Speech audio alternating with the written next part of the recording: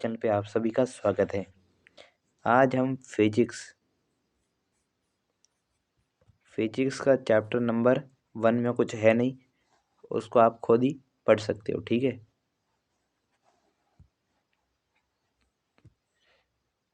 तो chapter number 2 जिसका नाम है यूनिट एंड मेजरमेंट, वो आज स्टार्ट कर रहे हैं, ठीक है। तो चलिए शुरू करते हैं।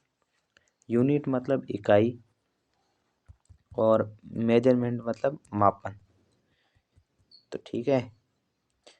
तो इकाई तथा मापन, ठीक है, ये चैप्टर का नाम है।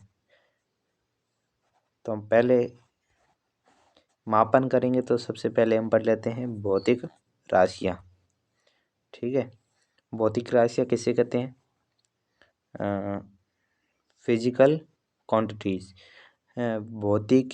भौतिकी यानी फिजिक्स में सभी राशियाँ जो भौतिकी के नियमों को वर्णित करने में प्रयोग की जाती है तथा उसे मापा या तोला जा सकता है, भौतिक राशियाँ कहलाती है, ठीक है।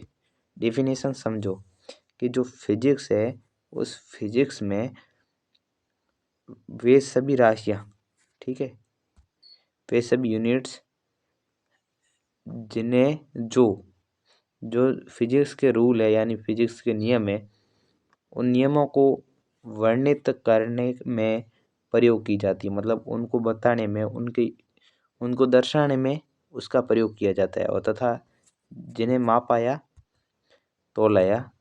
तोला जा सकता है, ठीक है, उन्हें क्या कहते हैं?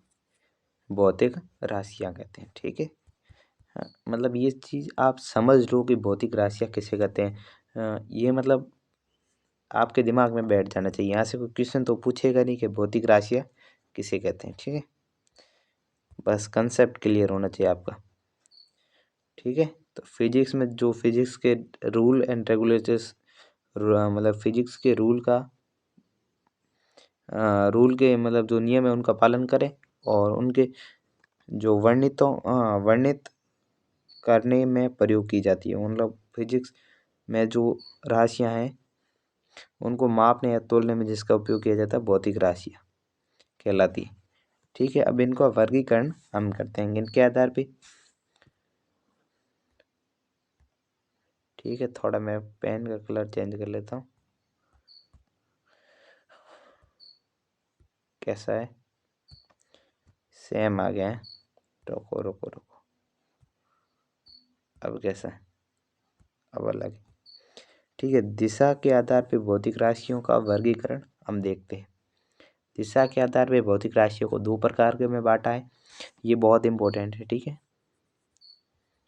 इम्पोर्टेंट, ध्यान रखना। तो ये कौन कौन सी? सदिश और अदिश। बस इन दोनों पे फिजिक्स का बेस है, फिजिक्स का आधार है।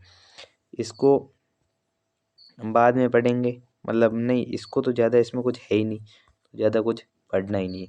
ये बहुत गहरी चीज़ है जिसे 11th में बहुत अच्छे से पढ़ेंगे, यानी इसी क्लास में पढ़ेंगे। आगे चैप्टर नंबर 4 पूरा इसी पे बेस्ड है। और पर चैप्टर यानी किसी भी चैप्टर का कोई भी न्यूमेरिकल को थोड़ा बहुत भी कठिन बनाना है तो इस कंसेप्ट को डाल देते हैं, जिससे कि क्वेश्चन अपने आप हार्ड हो जाता है। तो इस कंसेप्ट को बहुत अच्छे से पढ़ेंगे चैप्टर नंबर 4 में। यहाँ पे बस इतना ही कहते हैं कि भौतिक राशियों को दो प्रकार में बांटा गया है, एक अदिश और एक सदिश, ठीक है। बस इतनी चीज़ दिमाग में रखना, तो थोड़ा बहुत और पढ़ लेते हैं। अदिश भौतिक राशि किसे कहते हैं? वे भौतिक राशियाँ जिन्हें व्यक्त करने के लिए केवल परिमाण की आवश्यकता होती है, परिमाण, ठीक है। यानी जैसे देखो, ये द्रव्यमान ही है। द्रव्यमान किसे कहते हैं? भार को कहते हैं, मतलब लोकल भाषा में, वरना द्रव्यमान और भार में तो अंतर होता है। जैसे 2 kg, ठीक है, ये है राशि, तो ये अदिश राशि में, क्योंकि देखो इसमें केवल व्यक्त करने के लिए कोई दिशा थोड़ी कि 2 किलो भार किस दिशा में है, यहाँ पे सिर्फ इतना ही बताना है कि 2 किलो है, तो इसमें परिमाण कितना है 2, ठीक है। तो केवल परिमाण की आवश्यकता होती है, इसमें कोई दिशा की आवश्यकता नहीं होती। तो बस इसका द्रव्यमान कितना है 2 kg, कितना 2, 2 केवल क्या है परिमाण, तो बस केवल परिमाण की आवश्यकता होती है, ठीक है।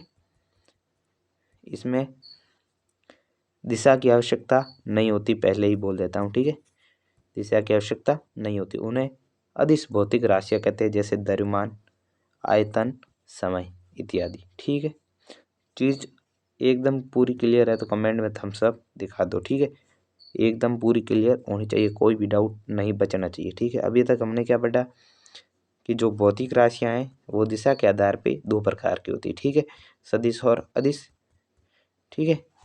तो अदिश किसे कहते हैं, जिसमें केवल परिमाण की आवश्यकता होती है, दिशा की नहीं, उसे क्या कहते हैं अदिश भौतिक राशि। जैसे उदाहरण द्रव्यमान, आयतन, समय।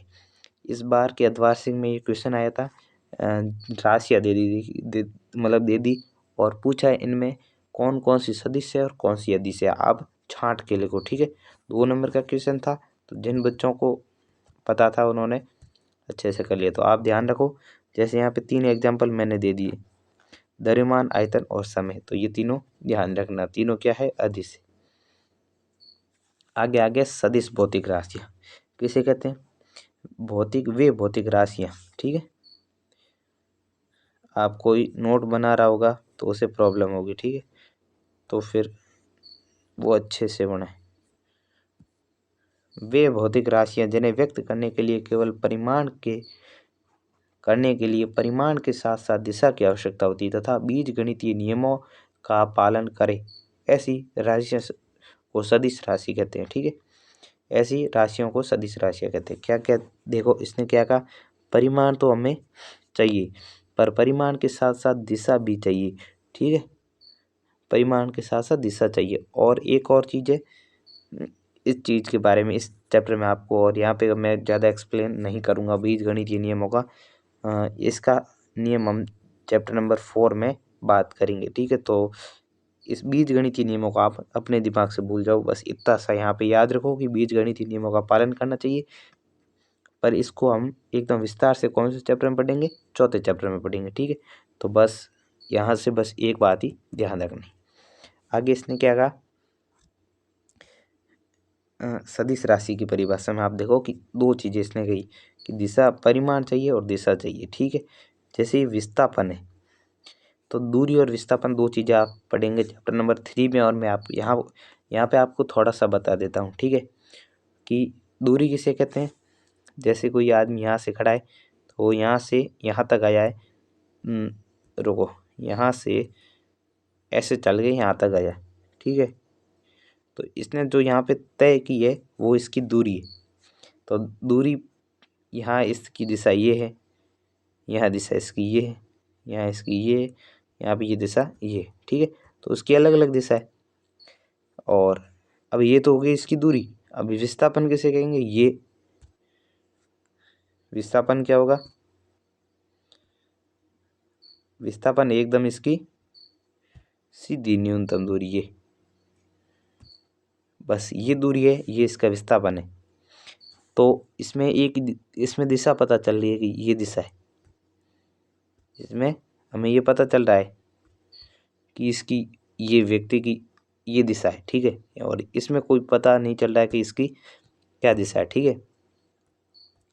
तो विस्थापन, वेग और बल और भी आगे आदि है, तो इन सब में हमें दिशा भी पता होना चाहिए। परिमाण के साथ साथ दिशा की आवश्यकता होती है और ये बीजगणितीय नियमों का पालन भी करती है।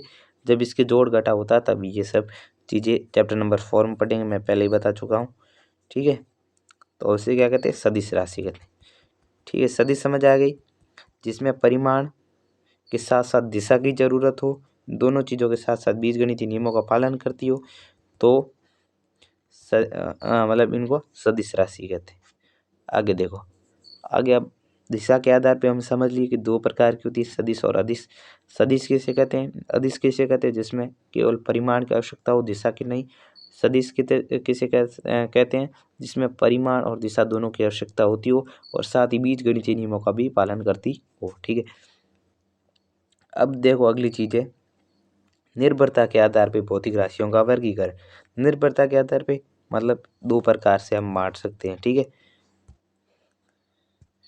किस प्रकार से कि एक तो किसी पर निर्भर नहीं और एक निर्भर है, ठीक है। निर्भरता के आधार पे सदैव मतलब भौतिक राशियों को दो प्रकार के दो भागों में बांटा। एक तो जो दूसरों पे निर्भर है और एक दूसरों पे निर्भर नहीं है। जो दूसरों पर निर्भर नहीं है उन्हें कहते हैं मूलभूत राशियां या आधारभूत राशियां, ठीक है। इसके बारे में विस्तार से इसी चैप्टर में पढ़ेंगे। और एक है जो दूसरों पे निर्भर नहीं है यानी व्युत्पन्न भौतिक राशि, ठीक है, वो इस पे इन पे निर्भर है, ठीक है। तो एक जो निर्भरता के आधार पे भौतिक राशि दो प्रकार की होती है, एक तो किसी पे निर्भर नहीं और एक दूसरों पे निर्भर, ठीक है। तो एक जो निर्भर नहीं है उसे कहते हैं मूलभूत और जो निर्भर है उसे कहते हैं व्युत्पन्न राशि, ठीक है। बस ये नाम ध्यान रखना। निर्भरता के आधार पर भौतिक राशि दो प्रकार की, मूलभूत राशियां और व्युत्पन्न भौतिक राशियां। यानी एक तो निर्भर है और एक निर्भर नहीं है। जो निर्भर है उन्हें कहते हैं मूलभूत और जो निर्भर है उसे कहते हैं व्युत्पन्न और जो निर्भर नहीं है उसे कहते हैं मूलभूत, ठीक है। पहले पढ़ लेते हैं मूलभूत। मूलभूत किसे कहते हैं? तो मूलभूत उन भौतिक राशियों को कहते हैं, ठीक है। वे भौतिक राशियां जिन्हें पूर्ण रूप से व्यक्त करने के लिए अन्य भौतिक राशियों की आवश्यकता नहीं होती। मैंने पहले ही बोल दिया, ऐसी भौतिक राशियां जिन्हें व्यक्त करने के लिए दूसरों की आवश्यकता नहीं हो, वो खुद आत्मनिर्भर है, उन्हें क्या कहते हैं? मूलभूत या आधारभूत भौतिक राशियां। ये कितनी है? ये 7 है। ये कितनी है? ये पूरी 7 है। कौन कौन सी 7 है वो भी देख लेते हैं, ठीक है। ये 7 है और ये यहाँ से इम्पोर्टेंट है, ये सब आपकी चीज़ परीक्षा की दृष्टि से। अब ये आपको याद होनी चाहिए कि ये 7 कौन सी है। द्रव्यमान, लंबाई, समय, ताप, विद्युत धारा, पदार्थ की मात्रा, ज्योति, प्रदीपन, तीव्रता, ठीक है। ज्योति या प्रदीपन, तीव्रता, ठीक है। द्रव्यमान, लंबाई, समय, ताप, विद्युत धारा, पदार्थ की मात्रा और ज्योति, प्रदीपन, तीव्रता। प्रदीपन या तीव्रता, सॉरी, ज्योति या प्रदीपन, तीव्रता। देखो, द्रव्यमान है, लंबाई है, समय है, ताप है, विद्युत धारा है, पदार्थ की मात्रा। अब मेरे पीछे पीछे बोलिए। ज्योति या प्रदीपन, तीव्रता, ये 7 है। ये आपको किसी भी हालत में याद होनी चाहिए, ठीक है। मैं दोबारा बोल देता हूँ एक बार, ये वाली 7: द्रव्यमान, लंबाई, समय, मास, लेंथ, टाइम, टेम्परेचर, स्ट्रेंथ और पदार्थ की मात्रा यानी वैल्यू ऑफ क्या बोलते हैं उसे, पदार्थ, और ये ज्योति, तीव्रता। ये सब आपको याद होनी चाहिए एकदम मुख जबान। अब चलो आगे बढ़ते हैं। अब देखो, वो मूलभूत राशियाँ किसे कहते हैं? जो आत्मनिर्भर होती है यानी एकदम किसी पे निर्भर नहीं होती। कितनी है? 7। कौन कौन सी? लंबाई, द्रव्यमान, समय, पदार्थ की मात्रा, ताप, विद्युत धारा, सॉरी धारा, और साथ ही कौन सी थी? ज्योति या प्रदीपन, तीव्रता, ठीक है। ये 7 है। अब देखो, वे भौतिक राशियां जो मूलभूत भौतिक राशियों के रूप में व्यक्त किया जा सकता था, अर्थात जिनमें मूल भौतिक राशियों की आवश्यकता हो, अपन भौतिक राशियां कहलाती। अपन नहीं कहते हैं इनको, यहाँ पर व्युत्पन्न, ठीक है। ये टाइपिंग मिस्टेक है तो ध्यान रखना, ठीक है। तो वे जो उन पर निर्भर होती यानी कि जो मूलभूत भौतिक राशियां हैं, उन राशियों पर जो निर्भर राशियां होती है उन्हें व्युत्पन्न कहते हैं, व्युत्पन्न भौतिक राशियां कहते हैं। ये उन 7 के पदों के रूप में व्यक्त होती है, ठीक है। कौन कौन सी? चाल, बल, त्वरण और इत्यादि। उन 7 को छोड़ के जितनी भी भौतिक राशियां हैं वे सब क्या है? व्युत्पन्न भौतिक राशियां, ठीक है। इस बात का आप ध्यान रखना। और इस चीज़ को काट के मैं यहाँ पे लिख लेता हूँ व्युत्पन्न। कोई नोट्स बनाए तो उसे प्रॉब्लम नहीं होनी चाहिए। व्युत्पन्न,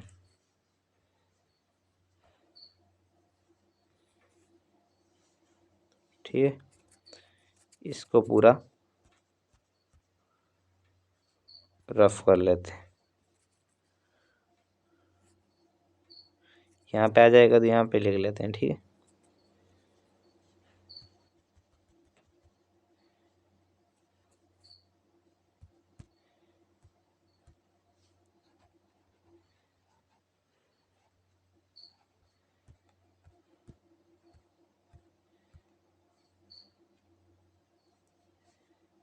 यही लिख लेते हैं व्युत्पन्न। व्युत्पन्न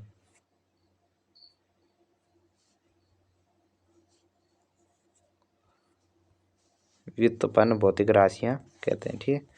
आगे चलते हैं। अब देखो, हमने देखा दो चीज अपने चैप्टर के नाम में आई है, यूनिट एंड मेजरमेंट।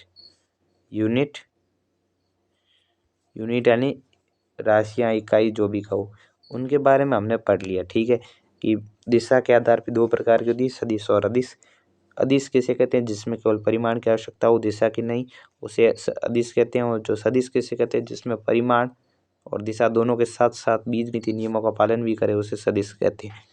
दूसरी हमने देखी, निर्भरता के आधार पर भौतिक राशि दो प्रकार की होती है। एक तो जो आत्मनिर्भर यानी किसी पर निर्भर नहीं हो, उन्हें क्या कहते हैं? आधारभूत या मूलभूत भौतिक राशियाँ। जो कितनी होती है? 7 होती है। कौन कौन सी? लंबाई, द्रव्यमान, समय, और धारा, ताप, और पदार्थ की मात्रा, और ज्योति या प्रदीपन तीव्रता। उसके बाद में जो दूसरों पे निर्भर कहने से क्या मतलब? जो मूलभूत भौतिक राशियों पर निर्भर होती है उसे व्युत्पन्न भौतिक राशियाँ कहते हैं, जो उनके रूप में व्यक्त कर सकते हैं। तो वो यानी ये जो व्युत्पन्न भौतिक राशियाँ होती है वो उन सातों पे निर्भर होती है। तो और इसके उदाहरण उन सातों को छोड़ के शेष सभी व्युत्पन्न भौतिक राशियाँ हैं, ठीक है। आई होप आप समझ गए होंगे। अब दूसरा वर्ड आया था अपने मेजरमेंट, मापन। तो अब ये इकाई हमने एक एक बार देख ली है, अब हम मापन की प्रक्रिया को देखते हैं, ठीक है। तो मापन प्रक्रिया, मापन में ऐसा मानक आधार जिसकी गुणज के रूप में किसी भौतिक राशि को व्यक्त किया जाए उसे मात्रक कहते हैं, ठीक है। परिभाषा से ज़्यादा कोई मतलब है नहीं, मात्रक कैसे कहते हैं, मात्रक की परिभाषा दे रखी है कि मापन का ऐसा मानक आधार जिसके गुणज के रूप में किसी भौतिक राशियों को व्यक्त किया जा सकता है। अब देखो, यहाँ से अपनी इम्पोर्टेंट चीज़ें शुरू होती है। मात्रक पद्धति। मात्रक पद्धति क्या है? कितनी है? 3 है, ठीक है। MKS, CGS, FPS, ठीक है। तो इन तीन चीज़ों के बारे में पढ़ते हैं आगे अपने अगले पृष्ठ पर। तो ये 3 चीज़ें MKS, CGS और FPS। MKS मास, MKS उल्टा हो गया, ठीक है, सॉरी, MKS। तो MKS पद्धति में 3 चीज़ें होती है, लंबाई, द्रव्यमान, समय। तो मतलब इन 3 चीज़ें ये मेन। तो इन 3 चीज़ों के लिए क्या क्या द्रव्यमान है? M मतलब मीटर, K मतलब किलोग्राम, और S मतलब सेकेंड। तो मतलब इसमें देखो, मीटर है जो लंबाई का मात्रक होगा, किलोग्राम है वो द्रव्यमान का मात्रक होगा, और सेकंड समय का मात्रक होगा। कौन सी पद्धति में? MKS में। CGS में लंबाई का मात्रक सेंटीमीटर, द्रव्यमान का मात्रक ग्राम, और समय का मात्रक सेकंड। FPS में देखो, इनके नाम देखो, M metre, K kilogram, S second, C centimetre, G gram, S second. और ये तीनों मतलब ये जो तीन तीन चीज़ें दे रखी है, कंटिन्यू लंबाई, द्रव्यमान और समय, यानी कि M, L और T, इनके मात्रक ये कंटिन्यूज है, ठीक है, ध्यान रखना। FPS फुट, पाउंड, सेकंड, ठीक है। तो लंबाई का मात्रक फुट हो गया, द्रव्यमान यानी जो द्रव्यमान का मात्रक पाउंड, और समय का मात्रक सेकंड। तो एक चीज़ इसमें कॉमन है कि यहीं से क्वेश्चन भी बन सकता है कि MKS, CGS, FPS तीनों पद्धतियों में ऐसी कौन सी मतलब भौतिक राशि है जिसका वो जो कहते हैं मात्रक समान है? तो वो क्या है? समय, ठीक है।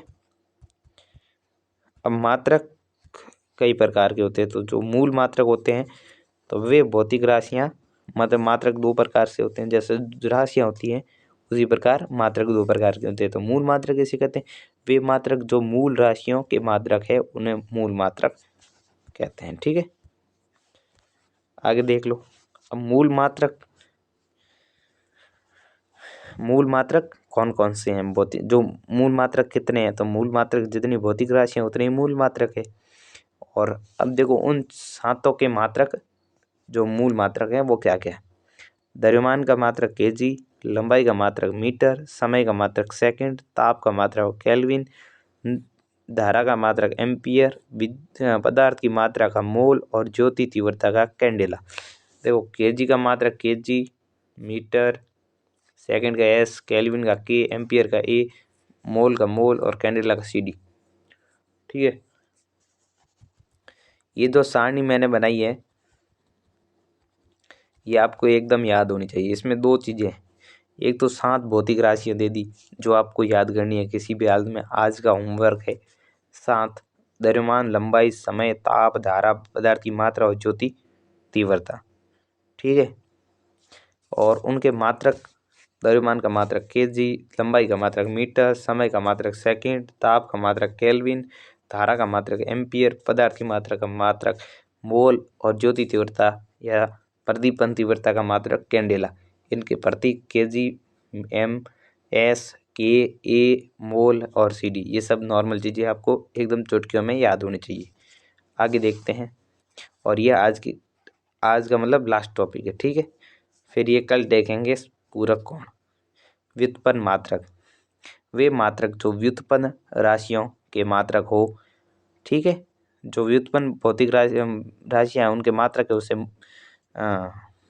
व्युत्पन्न मात्रक कहते हैं, और जो जिसे मूल मात्रकों के पदों में व्यक्त किया जा सके। ठीक है, व्युत्पन्न मात्रक कहलाते हैं। यहाँ मैंने थोड़े इंग्लिश वर्ड यूज़ किए हैं, आपको इंग्लिश वर्ड यूज होने ज़रूरी है क्योंकि आगे सब इंग्लिश में वर्ड होंगे, तो और उनका मतलब कुछ ज़्यादा हार्ड इंग्लिश वर्ड नहीं लिया। आगे मैंने आज से आगे मतलब जो भी कल से पढ़ाऊँगा उसमें हिंदी के साथ थोड़ी बहुत इंग्लिश भी रखूँगा। ठीक है, जिससे आपको इंग्लिश वर्ड का भी थोड़ा बहुत दिमाग में रहे। ठीक है, ये है टोटल हिंदी मीडियम का, फिर भी थोड़ा बहुत आपके दिमाग में इंग्लिश वर्ड भी रहे जिससे अच्छा रहेगा आगे IIT JEE नीट के लिए। स्पीड यानी चाल। ठीक है, आपको पता ही होगा नॉर्मल चीज़ें। तो चाल बराबर, सूत्र आपको नहीं याद है तो याद रख लो, चाल बराबर दूरी बटे समय। ठीक है, डिस्टेंस अपॉन टाइम।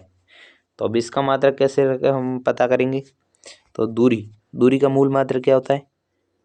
मीटर। मतलब दूरी का मात्रक होता है, मतलब जैसे लंबाई है तो उसका मात्रक क्या होगा? मीटर। और समय का होता है सेकंड, तो मीटर अपॉन सेकंड, ये इसका हो गया मात्रक। तो इस प्रकार से हम मतलब निकालेंगे उनका मात्रक, किसका? व्युत्पन्न, यानी उन 7 को छोड़, उन 7 को आधार मानना है और उन 7 से लेकर इन सब के मात्रक निकालने। एक्सेलरेशन, त्वरण बराबर होता है velocity upon time.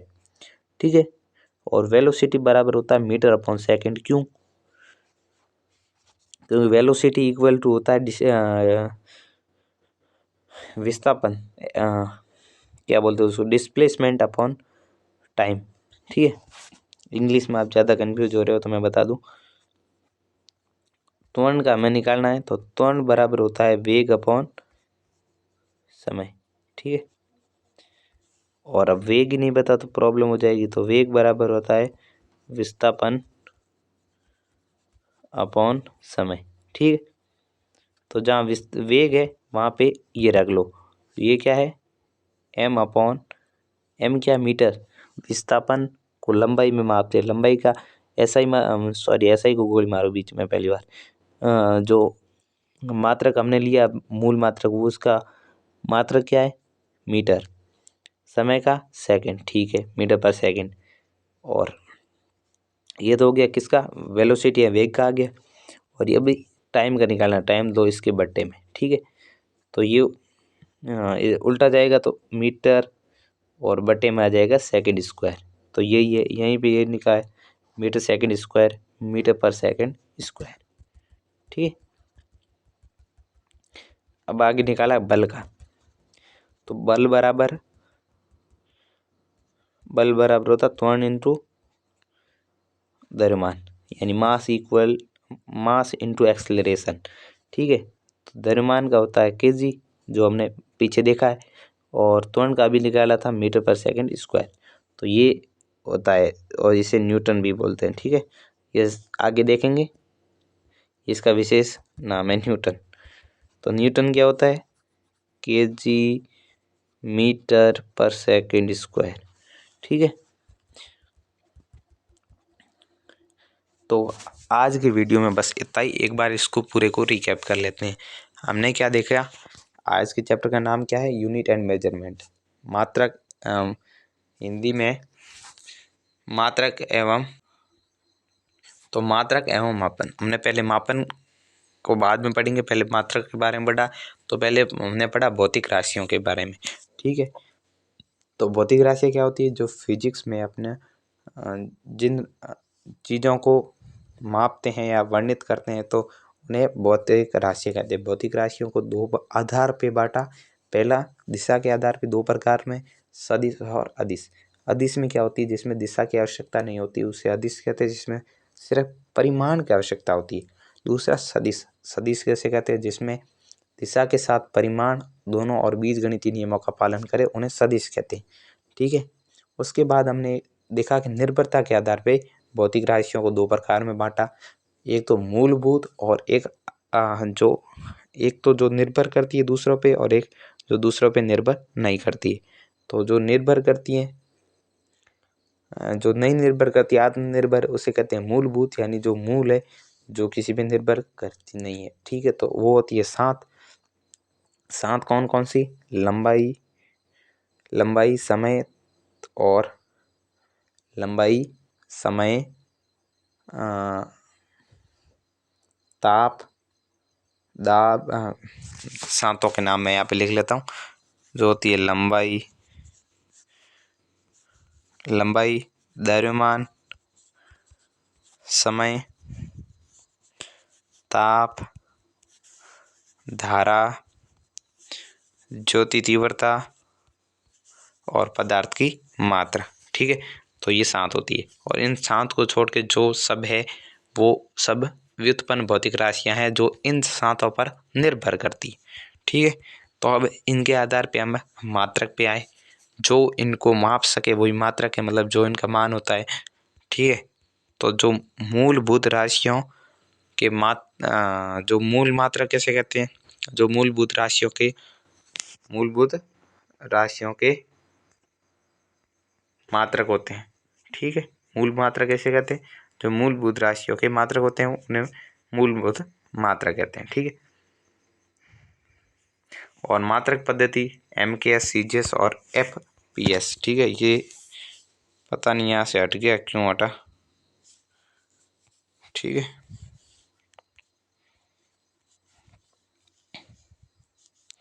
Foot pound second. ठीक है, ये फिर हमने ये देखा, ये सात भौतिक राशियों की मात्रा kilogram, metre, second, kelvin, ampere, mole, candela. ठीक है, याद होने चाहिए आपको। और ये जो उन पे आधारित होती है उसे व्युत्पन्न भौतिक राशि कहते हैं। जैसे हमने चाल का देखा, चाल बराबर विस्थापन बटे दूरी बटे समय। ठीक है, तो दूरी का मात्रक मीटर, और समय का मात्रक सेकंड, मीटर अपॉन सेकंड। दूसरा हमने त्वरण देखा, तो त्वरण बराबर होता है वेग अपॉन समय, तो वेग का मात्रक होता है मीटर पर सेकंड, और अपॉन सेकंड, तो ये हो गया मीटर पर सेकंड स्क्वायर। ठीक है, जैसे बल लिया, force equal to mass into acceleration. Mass का होता है केजी, और एक्सलेरेशन का होता है मीटर पर सेकंड स्क्वायर। तो ये हो गया पूरा।